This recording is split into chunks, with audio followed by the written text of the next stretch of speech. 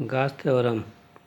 Gaussian पृष्ठ जो होता है काल्पनिक बंद पृष्ठ होता है। काल्पनिक बंद पृष्ठ का मतलब जिस बिंदु पर विद्युत क्षेत्र की तीव्रता ज्ञात करनी होती है उससे होता हुआ एक पृष्ठ खींचते हैं जिसे गॉसियन पृष्ठ कहते हैं, अर्थात वह बंद पृष्ठ होता है। से गुजरने वाला विद्युत फ्लक्स फाई ई उस बंद पृष्ठ द्वारा परिबद्ध कुल आवेश Q का 1/ε0 गुना होता है। यदि बंद पृष्ठ A से परिबद्ध आवेश Q से निर्गत कुल विद्युत फ्लक्स फाई ई और फाई ई बराबर Q/ε0 परिभाषा के अनुसार, लेकिन फाई ई बराबर close surface integral of E dot D A equation first और इक्वेशन सेकंड के अनुसार फाई ई की वैल्यू रख दीजिए। तो फाई ई बराबर close surface integral of vector E dot vector D A और ये बराबर आपका Q/ε0, जहाँ ε0 परमिटिविटी ऑफ फ्री स्पेस, निर्वात की वैद्युतशीलता। अब ये आपको सिद्ध करना है phi E equal to Q/ε0। तो इसके लिए बिंदु O पर स्थित प्लस Q आवेश के कारण R दूरी पर स्थित बिंदु P पर विद्युत क्षेत्र की तीव्रता ज्ञात करनी है। बिंदु P पर विद्युत क्षेत्र की तीव्रता ज्ञात करने के लिए एक गॉसियन पृष्ठ खींचते हैं जो बिंदु P से होकर जाता है। P पर एक स्मॉल अवयव, जिसे स्मॉल अवयव मान लेते हैं, जिस पर क्षेत्रफल वेक्टर DA मान लेते हैं और DA से गुजरने वाला वैद्युत, तो स्मॉल क्षेत्रफल हो गया DA, तो जो वैद्युत फ्लक्स होगा वह भी आपका स्मॉल हो जाएगा। तो P पर वैद्युत क्षेत्र की तीव्रता E बाहर की ओर और ये आपका क्षेत्रफल वेक्टर DA, उसकी दिशा भी बाहर की ओर, बीच का कोण थीटा। तो जो थीटा होगा वह E और DA के बीच का कोण और दोनों की दिशा बाहर की ओर होती है। तो क्षेत्रफल वेक्टर DA से गुजरने वाला बाहर की ओर विद्युत फ्लक्स D फाई E बराबर E डॉट DA और ये E DA cos थीटा, और ये जो E DA cos थीटा आएगा a vector A dot vector B बराबर AB cos थीटा के अनुसार, जहाँ थीटा वेक्टर E और वेक्टर DA आपका क्षेत्रफल वेक्टर हो जाएगा, DA के बीच का कोण होता है। और विद्युत क्षेत्र की तीव्रता E होती है E बराबर 1/4πε0 Q/r²। तो E का मान समीकरण 1 में रख देने पर तो ये आपका E DA cos थीटा, तो E का मान, तो D फाई E बराबर E का मान रख दीजिए, तो ये आपका Q/4πε0 DA cos थीटा/r²।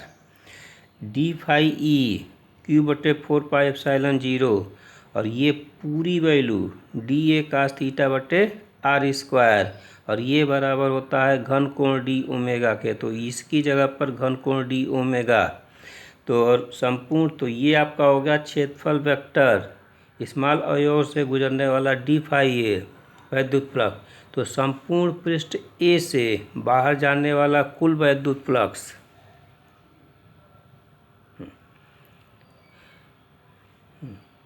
संपूर्ण पृष्ठ A से बाहर जाने वाला कुल विद्युत फ्लक्स फाई E, ये आपका close surface integral of vector E dot DA Q/4πε0 और close surface integral of D omega जो होता है वो आपका close surface integral of D omega, ये बराबर 4 पाई जो होता है संपूर्ण पृष्ठ A द्वारा बिंदु O पर अंतरित घन कोण के बराबर होता है।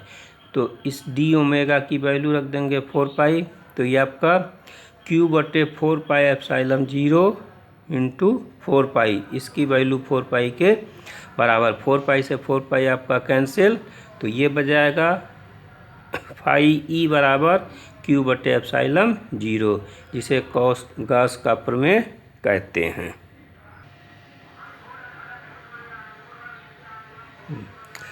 यह एक बंद पृष्ठ होना चाहिए। यह पृष्ठ उस बिंदु से गुजरना चाहिए जहाँ पर वैद्युत क्षेत्र ज्ञात करना है। और थर्ड आपका पृष्ठ की आकृति स्रोत के सममित होनी चाहिए, जिससे कि क्षेत्र पृष्ठ के प्रत्येक बिंदु पर लंबवत हो तथा परिमाण में नियत हो।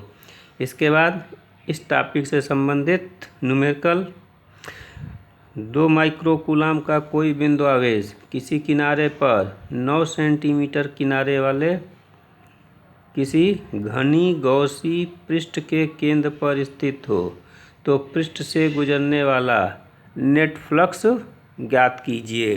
तो फाई ई बराबर क्यू बटे एप्सिलॉन 0। क्यू की वैल्यू आपको दी गई है 2 माइक्रोकूलाम, इसको कूलाम में चेंज कर लेंगे 2 × 10⁻⁶ कूलाम। और एप्सिलॉन 0 की वैल्यू होती है 8.85 10⁻12 कूलाम प्रति न्यूटन मीटर स्क्वायर। और इसको सॉल्व कर लिया जाएगा तो ये गुजरने वाला नेट वैद्युत फ्लक्स का मान हो जाएगा। इसके अतिरिक्त अन्य क्वेश्चन,